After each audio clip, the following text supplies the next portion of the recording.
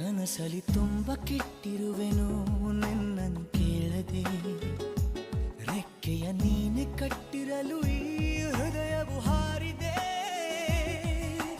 ನನ್ನ ಕೌತುಕ ಒಂದೊಂದೇ ಹೇಳಬೇಕು, ಆಲಿಸುವಾಗ ನೋಡು ನನ್ನನ್ನೇ ಸಾಕು.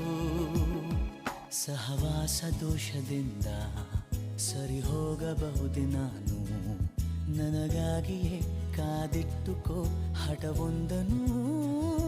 ಕೆಳಗುವ ಮುನ್ನವೇ ಪರವಶನಾದೆನು, ಅರಿಯುವ ಮುನ್ನವೇ ಪರಿಚಿತನಾಗಲಿ ಹೇಗೆ.